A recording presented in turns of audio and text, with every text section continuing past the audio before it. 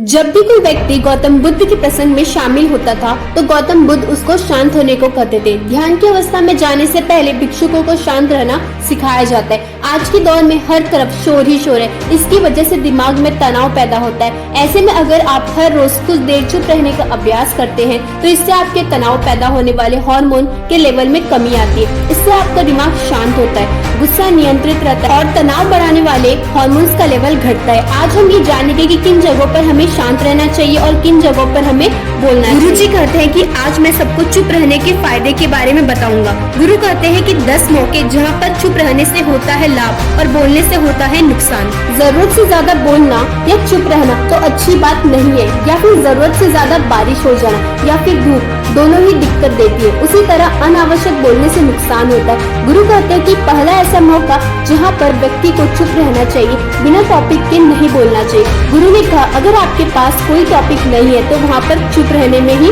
आपकी भलाई है। चुप बैठने से दिमाग में नई सेल्स का निर्माण होता है और इससे ज्ञान की वृद्धि होती है। बोलने में भलाई वही है जहाँ आपको किसी चीज के बारे में पूरा ज्ञान हो। अगर आप बिना तथ्य के कहीं पे बोलेंगे या फिर बेवजह बोलते हैं तो आपका वह मजाक भी बन सकता है। अगर आपके पास पर्याप्त जानकारी नहीं है, ऐसी जगह पर बोलने से आपका मजाक भी बन सकता है। साथ ही लोगों का भरोसा भी आपसे उठने लगेगा। इसलिए ऐसी जगहों पर शांत रहो जहाँ पर तुम्हें पता न हो क्या बोलना है और क्या नहीं। कई बार कुछ लोग ऐसे होते हैं जो हर जगह अपनी उपस्थिति बताने लगते हैं। उन्हें पता नहीं होता कि हमें क्या बोलना है, लेकिन फिर भी बोलते जाते हैं और फिर दूसरे लोग उनके जाने के बाद में उनका मजाक भी उड़ाते हैं। जब तक आपको उस तथ्य के बारे में अच्छे से ज्ञान नहीं है, उसके बारे में पता नहीं है, तो वहाँ चुप रहना चाहिए। गुरु कहते हैं कि दूसरा ऐसा मौका जहाँ पर व्यक्ति को चुप रहना चाहिए, शब्दों से न पहुँचे ठेस। अगर आपके शब्द किसी को मानसिक ठेस पहुँचा रहे हैं तो वहाँ चुप हो जाना चाहिए। कमजोर व्यक्ति के बारे में कुछ भी बोलकर आप महान नहीं बन सकते।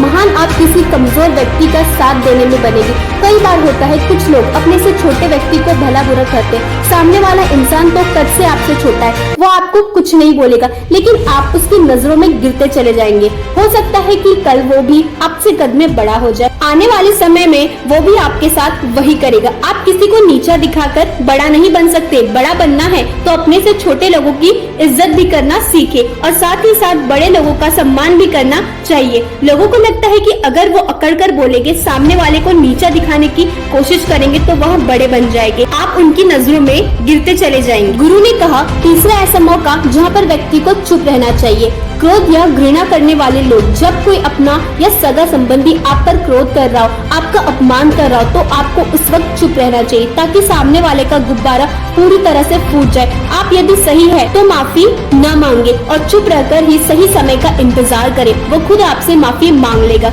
जब उसे अपनी गलती का एहसास हो जाएगा। गुरु आगे कहते हैं कि अगर आपका कोई सगा संबंधी आप पर क्रोध कर रहा हो और आप उस समय शांत है तो ये आदर सम्मान देने की निशानी है। इससे ना कोई छोटा होता है और ना ही कोई बड़ा। अगर आपको क्रोध आ रहा है तो वहाँ से चले जाए या फिर चुप रहे। क्रोध करने से आपके रिश्ते खराब हो। गुस्सा ध्यान करने से खत्म होता है। प्रतिदिन आप ध्यान की मुद्रा में बैठे हैं तो आपका गुस्सा भी आपके नियंत्रण में रहेगा। गुरु ने कहा चौथा ऐसा मौका जहाँ पर इंसान को बहुत ही समझदारी के साथ काम लेना चाहिए, वहाँ पर आपको चुप रहना ही चाहिए। बिना किसी वजह अगर आप किसी दूसरे के मुद्दे पर बोलेंगे तो यह आपके लिए सबसे ज्यादा अनिष्टकारी होगा। उसमें केवल और केवल आपका ही नुकसान है। आप किसी भी दो लोगों के बीच में हो रहे विवाद में जल्दी अपनी टांग न डालें। अगर सामने वाला आपको बुला रहा है अपना झगड़ा शांत करने के लिए तो ही आप वहाँ पर जाए। किसी के व्यक्ति को जिंदगी में दखल अंदाजी नहीं देनी चाहिए जब तक कि वो व्यक्ति आपको नहीं बुलाता अपने झगड़े को शांत करवाने के लिए। कुछ लोग फालतू में दूसरों के विवाद में कूद पड़ते हैं। इससे उनकी मान सम्मान मर्यादा पर लोग उंगली उठाने लगते हैं। गुरु कहते हैं कि 10 मौकों में से 5वां ऐसा मौका जहाँ पर व्यक्ति को बहुत ही समझदारी से चुप रहना चाहिए। आपके शब्दों से किसी भी मित्र को हानि न पहुँचे। किसी के परिवार या फिर मित्र के बारे में बुरा बोलने से केवल आप ही बुरे बनेंगे। अगर आप बिना चिल्लाए कोई बात नहीं कह सकते तो आपको चुप रहने में ही भलाई है। किसी पर चिल्लाने से आपके व्यवहार के बारे में पता चलता है। कभी कभी दोस्तों के जब हम मजाक बनाते हैं तो ध्यान रखें कि किसी भी शब्दों से किसी को भी अनादर ना हो। गुरु कहते हैं कि छठा मौका जहाँ पर व्यक्ति को चुप रहना चाहिए। जब कोई मजाक कर रहा हो किसी की बुराई, तब तुम्हें चुप रहकर बस सुनना चाहिए,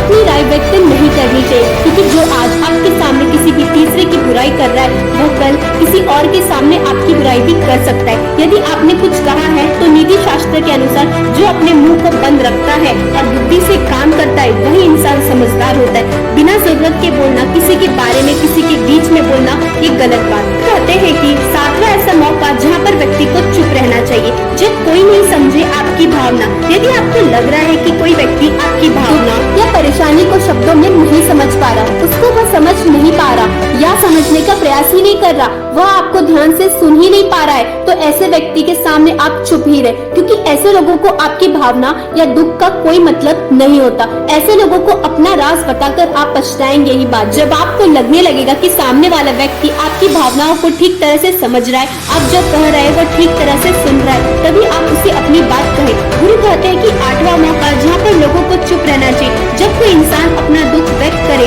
यदि कोई इंसान अपने दुख या परेशानी को आपको बता रहा है, इसका मतलब ये है कि वो आपको अपना सब कुछ समझ रहा है। ऐसे में तुरंत उसे समाधान बताने के बजाय चुप रहकर उसके दुख या समस्या को सुने, उसके दुख या समस्या को किसी और को न बताए। वो इसलिए नहीं बता रहा कि उसकी समस्या का समाधान कर देंगे, बल्कि वो इसलिए भी बता रहा क्योंकि सामने वाला उसकी बात को समझ रहा है। कई बार बताने से दुख कम हो जाता है। आपको अपना दुख इसलिए बता रहा होगा क्योंकि उसे लग रहा होगा कि आप उसकी बात को समझ रहे हैं। दुख बांटने से कम हो जाता है। इसलिए जब कोई व्यक्ति आपसे अपना दुख व्यक्त करे तो आप चुप मारकर उसकी बात को ध्यान से सुने, ताकि उसके दुख कम हो जाए, उसके मन का बोझ हल्का हो जाए, क्योंकि उसके मन में जो भी बात थी वह आपको सब बता दिया। गुरु आगे कहते हैं कि 10 ऐसी जगहों में से 9वीं ऐसी जगह जहाँ पर आपको चुप रहना चाहिए, जहाँ पर दुष्ट प्रकृति के लोग रह रहे हो और गाली गलौज कर रहे हो, तो आप वहाँ पर मत जाइए। ऐसी जगहों से आप चुपचाप निकल जाए, अर्थात अपनी प्रक्रिया दिए बिना आप वहाँ से चले जाए, क्योंकि जिसकी जुबान खराब होती है,